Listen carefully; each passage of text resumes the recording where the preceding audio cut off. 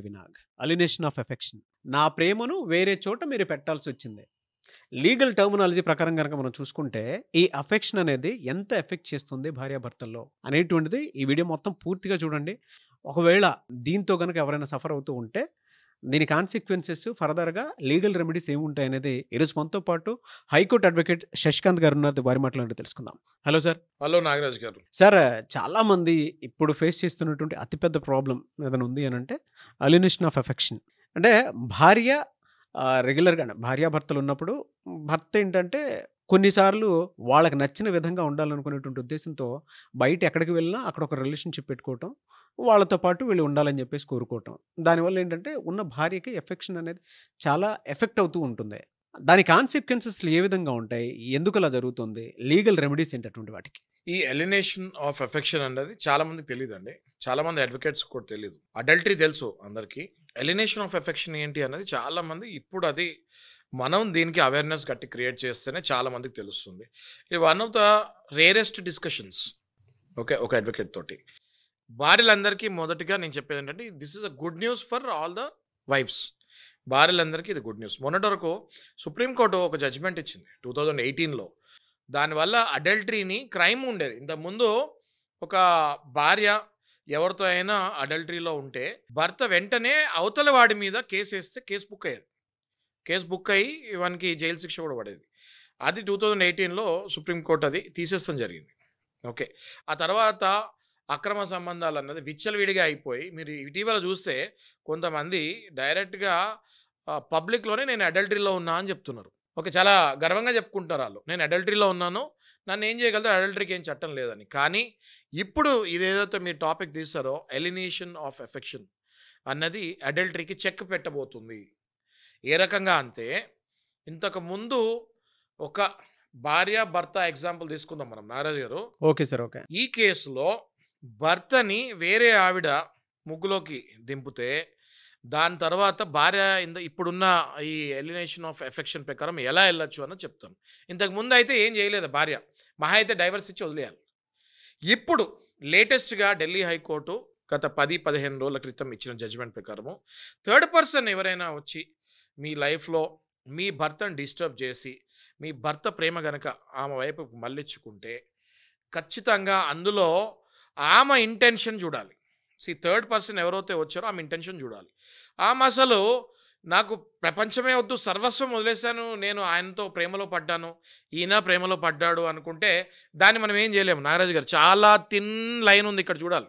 దాన్ని ఏం చేయలేము మనం. కానీ థర్డ్ పర్సన్ వచ్చినామా కేవలం ఆ భర్త డబ్బు, ఆ భర్త స్టేటస్ గుంజుకుంటానికి అంటే లాక్కుంటానికి వస్తే మాత్రం మనం గనక అది ప్రూవ్ చేస్తే మాత్రం 100% ఇటువైపు ఉన్న భార్య ఆమె మీద సివిల్ సూట్ ప్రకారం ఎలినేషన్ ఆఫ్ ఎఫెక్షన్ అని జాగ్రత్తగా పాయింట్ టు పాయింట్ డ్రాఫ్ట్ చేసి సివిల్ సూట్, ఇది క్రిమినల్ కేసు కాదండి, ఇది సివిల్ సూట్ ఇది. ఓకే, సివిల్ సూట్, క్రిమినల్గా ఆమెను ఏం చేయలేము. సివిల్ సూట్ ప్రకారము ఎలినేషన్ ఆఫ్ ఎఫెక్షన్ కింద అది కనుక మనం జాగ్రత్తగా ఫైల్ చేసుకొని తగిన ఎవిడెన్సెస్ అంటే ఆ వచ్చినామా ఖచ్చితంగా ట్రాప్లోనే మొగుడిని తీసుకెళ్తానికి వచ్చింది, అందులో ప్రేమ లేదు అని కనుక మనం ప్రూవ్ చేస్తే 100% ఆమె దగ్గర నుంచి ఎంతోతే మీరు ఒక 2-3 ఏళ్ళు అనుకోండి, ఫర్ ఎగ్జాంపుల్ ఈ ఎఫ్ఐఆర్ నడిచిందనుకో, ఈ 2-3 ఏళ్లలో ఆ భార్య మానసికంగా ఆరోగ్యపరంగా ఎంత సఫర్ అయిందో, పిల్లలు ఉంటే పిల్లలు ఎంత సఫర్ అయ్యారు, దానివల్ల వీళ్ళకి ఎన్ని అప్పులు అయి ఉంటాయో, ఇంట్లో డబ్బులు పెట్టకుండా డబ్బంతా ఆమెకి ఇచ్చి ఉంటే ఎంతోతే ఆ డబ్బు ఆమె మీద ఖర్చు పెట్టారో వడ్డీతో సహా, ఫర్ ఎగ్జాంపుల్ 50-60 లక్షలు అనుకోండి, వడ్డీతో సహా యాడ్ చేసుకొని ఆమె దగ్గర నుంచి రికవరీకి వెళ్ళొచ్చు. ఇది చాలామందికి తెలియదు నాగరాజు గారు. దయచేసి ఇది మీ ద్వారా దీన్ని అవేర్నెస్ క్రియేట్ చేయాలనుకుంటున్నాను నేను. ఎందుకంటే ఎప్పుడైతే అడల్టరీ తీస్తారో చాలామంది భార్యలు బాధపడుతున్నారు. ఎవిడెన్సెస్ కలెక్ట్ చేయాలి అనుకునేటప్పుడు ఎట్లా సార్? అంటే ఎవరైతే ఈ 2-3 ఏళ్ళ నుంచి ఎఫ్ఐఆర్లో ఉన్నారో ఆమె అకౌంట్కి ఈయన అకౌంట్ నుంచి ఎంత డబ్బులు వెళ్ళినాయి, ఒకటి ఈ 2-3 ఏళ్లలో ఈమె ఓన్గా ఫీజులు ఎక్కడెక్కడి నుంచి అప్పు చేసుకొని కట్టిందో, ఈమె రెంట్లు ఎక్కడెక్కడి నుంచి అప్పు చేసుకొని కట్టిందో, పిల్లల బాగు అంటే హెల్త్ కానీ పిల్లల బట్టలు కానీ ఎక్కడ వాళ్ళ అమ్మ వాళ్ళ దగ్గర నుంచి డబ్బులు, సహజంగా పుట్టింట్లో డబ్బులు తీసుకుంటుంటారు కదా, ఆ పుట్టింట్లో నుంచి వాళ్ళ నాన్నగారి దగ్గర నుంచి వాళ్ళ అన్నల దగ్గర నుంచి డబ్బులు ఎంత తీసుకున్నారో ఆ ఎవిడెన్సెస్ ఇక్కడ వేస్తే ఈమె అక్కడి నుంచి డబ్బులు అప్పు తీసుకొని కట్టినట్టు, ఆ ఎవిడెన్స్ అక్కడ వేస్తే ఈమెకు వచ్చే డబ్బులు అక్కడికి వెళ్ళినట్టు. As simple as that. On an average ఎన్ని 1.5 ఇయర్స్ నుంచా? లేదంటే 1 ఇయర్ తీసుకోవడానికి? 3 నెలలైనా సరిపోతుంది సార్. 3 నెలలైనా 3 సరిపోతుంది. నెలలైనా సరే, నెలైనా ఒక్క నెలైనా భార్య అంటే ఏంటండి? సగ జీవితం. భార్యకెళ్ళాల్సిన డబ్బులు ఎవరికో ఎళ్తే, అది కూడా ఒక ట్రాప్ అని మనం ప్రూవ్ చేయగలిగితే, కేవలం డబ్బు గురించే ఆమె ఇప్పుడు నాగరాజు గారు మీరు చెప్పండి, గుండెల మీద చేసుకొని 90% ఆఫ్ ఇట్లాంటి రిలేషన్స్ అన్నీ హస్బెండ్‌ని ట్రాప్ చేసేది డబ్బుల గురించే కదా! హనీ ఆ ట్రాప్. హస్బెండ్ కూడా honey trap, correct word use చేస్తారు మీరు, హనీ ట్రాప్ అన్నది. హనీ ట్రాప్ అది. హనీ ట్రాప్ అనేది మనం ప్రూవ్ చేయగలిగితే చాలు. ఖచ్చితంగా ఈ డబ్బు భార్య దగ్గర నుంచి ఎంత ఎళ్ళాయో రూపాయితో సహా వడ్డీతో పాటు వెనక్కి లాగొచ్చు. ఒకవేళ ఆయనకాయనే ప్రేమలో పడితే? అందులో అసలు హనీ ట్రాపే లేదనుకోండి నాగరాజు గారు. సహజంగా ఆయన ఒక ఆవిడతోటి నేచురల్ లవ్ ఒక స్టార్ట్ అయింది. Natural love.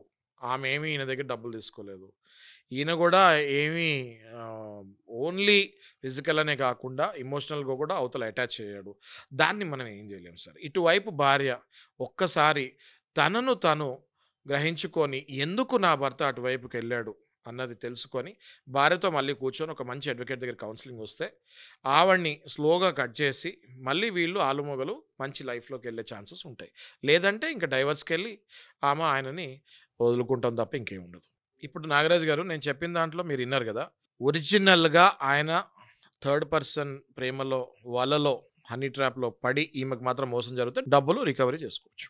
హనీ ట్రాప్‌కైతే వి హావ్ సొల్యూషన్. యెస్. ఎందుకు యెస్. అనంటే పర్టిక్యులర్‌గా దానికి సంబంధించి ఇట్స్ అ క్రైమ్ లాగా, అంటే యెస్. Civil yes. సివిల్ దాని కిందకి వెళ్తుంది. యెస్. సివిల్ కిందకెళ్తది. సివిల్ కిందకి వెళ్తుంది.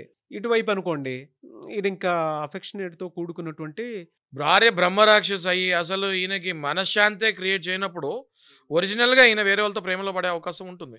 అప్పుడు అది భార్య తప్పు కాబట్టి ఎలిమినేషన్ ఆఫ్ ఎఫెక్షన్ అక్కడ పనికిరాదు. ఎనీవేస్ థ్యాంక్ యూ అన్న. Thank you so much Shashikant గారు. Thank you sir. చూసారు కదా వీడియో. ఈ వీడియోపై మీ అభిప్రాయాన్ని కామెంట్ బాక్స్‌లో పోస్ట్ చేయండి. అండ్ మీకు కావాల్సిన విధంగా లీగల్ అవేర్‌నెస్ కోసం ఎటువంటి టాపిక్ ఉన్నా సరే కింద కామెంట్ బాక్స్‌లో గనక మీరు రాసి నాకు పంపిస్తే ఖచ్చితంగా నేను, శశికాంత్ గారు వాటి మీద వీడియోస్ చేయడం జరుగుతుంది. సలహాలు, సంప్రదింపుల కోసం మీరు గనక శశికాంత్ గారిని సంప్రదించాలనుకుంటే కూడా డెఫినెట్‌గా మీరు సంప్రదించొచ్చు. అండ్ ఈ వీడియోని లైక్ చేయండి, షేర్ మాత్రం తప్పకుండా చేయండి. ఇలాంటి మరిన్ని వీడియోస్ కోసం మా ఛానల్ ఫాలో అవ్వండి. Thank you.